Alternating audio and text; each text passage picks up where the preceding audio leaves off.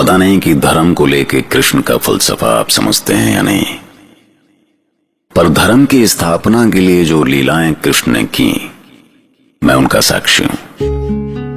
मैं आकाश हूं, वो आंख दिखता है जिसे सब। मैंने देखा है कि कृष्ण ने कैसे युधिष्ठिर को राजसूय यज्ञ के लिए मनाया। राजसूय यज्ञ चक्रवर्ती सम्राट बनने के लिए किए जाते थे, जिसके बाद एक घोड़ा छोड़ा जाता था। उस घोड़े को पकड़ने का मतलब था घोड़ा छोड़ने वाले राजा को चैलेंज करना। ऐसे में युद्ध होता था। क्या था कि राजसूय यज्ञ में कृष्ण युधिष्ठिर को एक सम्राट के रूप में खड़ा करके अधर्मियों का अंत कराना चाहते थे। साथ ही वो अर्जुन को एक ऐसे महायोद्धा के रूप में देखना चाहते थे जो आने वाले समय में हस्तिनापुर से लोहा ले सके। दुर्योधन तो इस यज्ञ के बारे में सुन के ही आग का गोला हो गए।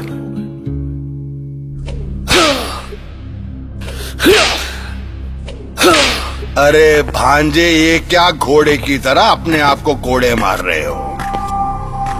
हाँ मामा, मार रहा हूं, अपनी पीठ पर कोड़े मार रहा हूं मामा।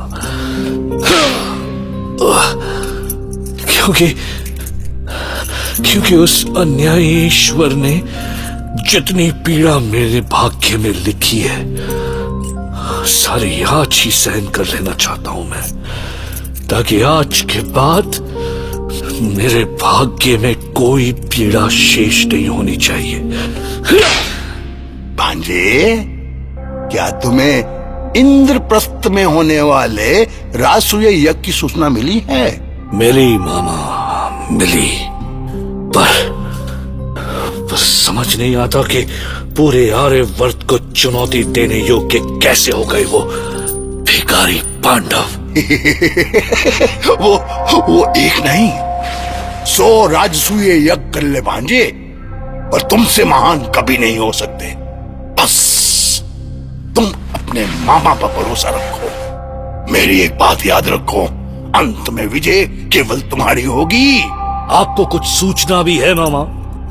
है आपको कोई सूचना कि राजसूय यज्ञ के नाम पर वो अस्त्र शस्त्रों का कितना बड़ा प्रदर्शन करने जा रहे हैं? कुछ है सूचना आपको? बंदर पेड़ की डालियों पर कितना भी उछलता रहे भांजे, पर शेर की एक दहाड़ से नीचे टपक पड़ते हैं। उन्हें ढोल पीटने दो भांजे, और तुम ऐसा कुछ मत करना जिससे उन्हें लगे कि तुम भयभीत हो गए हो। भयभीत ना हो पांडव श्रेष्ठ, और स्मरण रखें कि इस राजसूय यज्ञ का उद्देश्य आर्यवर्त के राजाओं को एक साथ लाना है। इस यज्ञ से आप सबके संपर्क में आएंगे। मानता हूं वासुदेव, किंतु मन में एक संदेह है। क्या संदेह? यही कि आर्यवर्त के राजा इस यज्ञ को आपका शक्ति प्रदर्शन समझेंगे। हाँ, आप सही समझे माधव। भ्राता धर्म और शांति के बाहर कुछ सोच ही नहीं पाते। आप अभी तक युद्ध और शांति का संबंध नहीं समझ सके ज्येष्ठ। कभी कभी शांति के लिए युद्ध आवश्यक होता है। यदि हम शक्तिशाली नहीं होंगे तो कोई हमारा मित्र नहीं होगा। याद रखिए, पशु पक्षी भी विशाल वृक्ष की छाया में ही आते हैं। मैंने सैन्य शक्ति को रोकने की बात कभी नहीं की वासुदेव। सच से मुख मत मोड़िए ज्येष्ठ। क्या आपकी शक्ति इतनी है कि राजाओं में ये संदेश जा सके कि जहां अधर्म होगा आप उसे कुचल सकेंगे? ठीक है वासुदेव, आप जैसा उचित समझे। अद्भुत है आपकी लीला। आपने धर्मराज को अपने वश में कर ही लिया। कहां से सीखी आपने ये लीला? ये कोई कला नहीं है पांचाली। मैं केवल सत्य बोलता हूँ, और अंततः सबको सत्य की ओर ही लौटना पड़ता है। धर्मराज तो अपने धर्म को ही सत्य समझते रहे हैं। सबका साथ, सबकी प्रसन्नता और सबका हित, यही धर्म का अंतिम उद्देश्य है पांचाली। और इसके लिए जो राह बनानी पड़ती है वही राह धर्म है। आपकी बातें सरल लगती तो है, पर मैं समझ नहीं पाती। जब कभी उलझनों से निकलने का कोई मार्ग नहीं दिखाई दे तो मुझे जरूर याद कर लेना। अरे देखो, वहां भीम धर्मराज को अखाड़े में खींच ले गए। संभलो भैया, हमारी सेना पराजित नहीं हो सकती। यदि किसी ने भी हमें चुनौती दी तो वो क्षण उसका अंतिम क्षण होगा। चेदीराज शिशुपाल हमारा शत्रु है। वो तो यज्ञ के घोड़े को रोक कर रहेगा। केवल शिशुपाल ही नहीं, कारुष का दंतावक्त्र, प्राग ज्योतिषपुर का भगदत्त और विदर्भ का रुक्मी, ये सब जरासंध के मित्र हैं। इन सब के साथ युद्ध होगा बड़े भैया। हमें इन सबको परास्त करना होगा, पर इसके लिए आप तनिक भी चिंता न करें। मैं अकेला इन सबको देख लूंगा। नहीं नहीं भांजे, भीम तुम्हारा कुछ भी नहीं बिगाड़ सकता, और जो तुम्हारा बिगाड़ सकता है तुम उसके बारे में तो कुछ भी नहीं सोच रहे हो।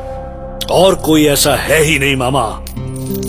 भीम को छोड़कर कोई भी आ जाए सामने, मैं उसे अपने पैरों के तले रौंद दूंगा। अरे भांजे, लोमड़ी सा सोचो और बाघ सा नोचो। तुम भूल रहे हो कि इंद्रप्रस्थ में जो कुछ भी चल रहा है उसके पीछे वो ग्वाला है। कंस ने उसे मारने के कितने प्रयास किए, पर वो हमेशा अपनी बुद्धि से बच निकलता था। उस रणछोड़ से क्या डरना मामा, वो तो स्वयं जरासंध के भय से भागकर द्वारिका में जा छिपा है। पर सावधान रहो, तुम्हारे लिए वो होगा रणछोड़, पर किसी के लिए वो भगवान से भी बढ़कर है। किसी के भले के लिए वो तुम्हें नरक में भी धकेल सकता है।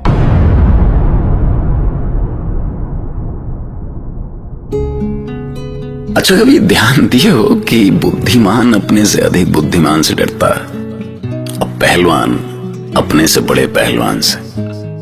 काहे?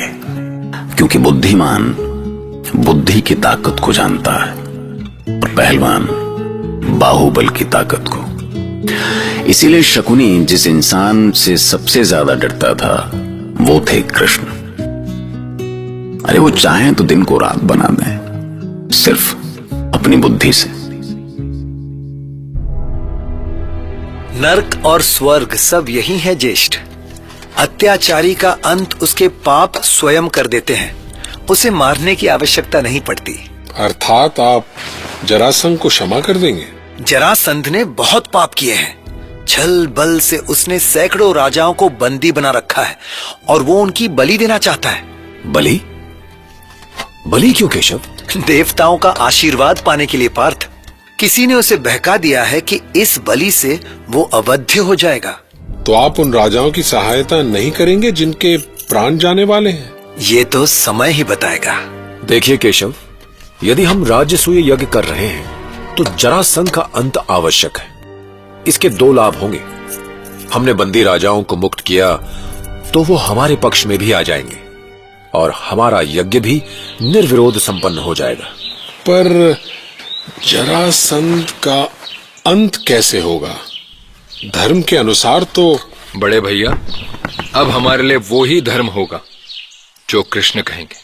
हमें क्या करना है ये हमारे मन में बहुत साफ होना चाहिए भीमसेन।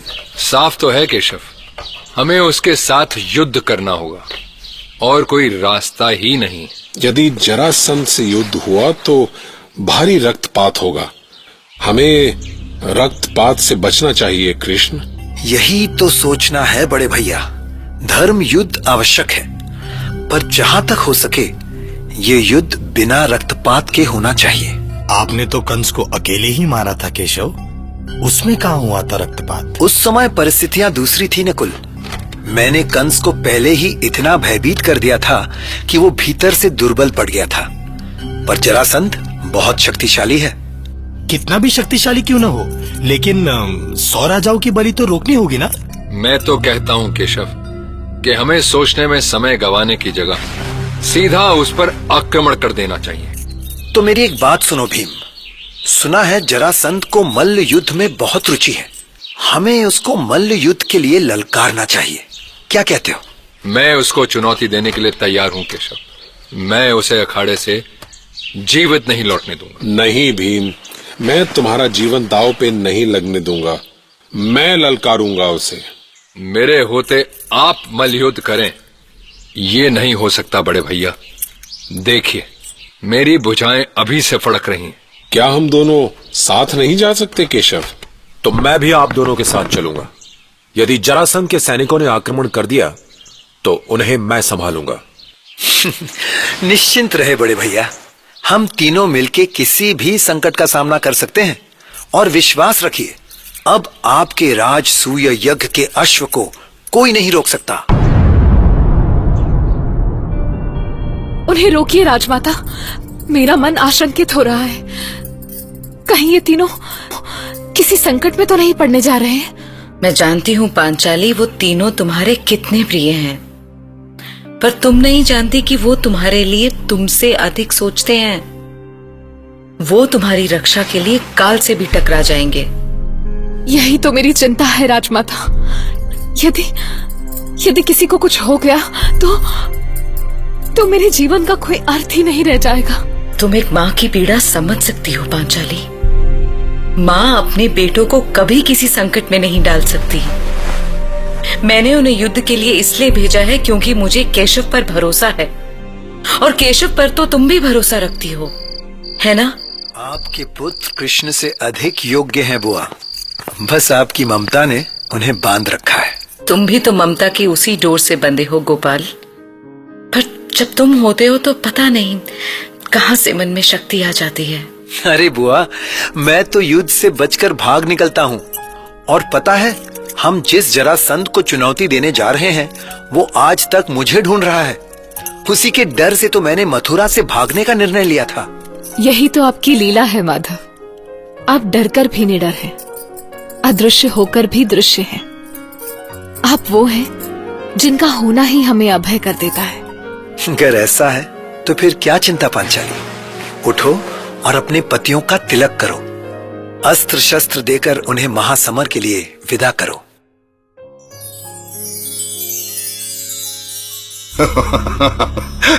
भांजे, तुम जीत गए भांजे, तुम जीत गए। तुम अभय हो गए, अभय हो गए तुम। जब गीदड़ की मौत आती है ना तो वो नगर की ओर भागता है, और जब पांडव की मौत आई है ना तो वो मगध की ओर भाग रहे हैं। बस अब वो पांडव कभी लौट कर नहीं आ सकेंगे। जरासंध की ताकत का अंदाजा है आपको? अरे जरासंध मतलब, अच्छा छोड़िए, ऐसे समझिए कि खुद कृष्ण उसके डर से बरसों भागते फिरे थे, और मथुरा से भाग के कहां गए? दूर द्वारिका। अब ऐसे महारथी को चैलेंज करने का फैसला कोई साधारण फैसला नहीं था। शकुनी को पता था कि जरासंध से कोई नहीं बच सकता, इसीलिए अब दुर्योधन के सबसे बड़े दुश्मन भीम, अर्जुन और कृष्ण एक साथ मारे जाएंगे। लेकिन कृष्ण का खेल कुछ और ही था। असल में वो जरासंध से कभी नहीं डरे, क्योंकि उन्हें विश्वास था कि जहां सच होता है वहां डर कभी नहीं होता। सोचकर देखिए एक बार, क्या कभी किसी मुश्किल हालात में आप उस सच की ताकत को महसूस किए हैं? बस वही सच की ताकत थी कृष्ण के साथ। महाभारत।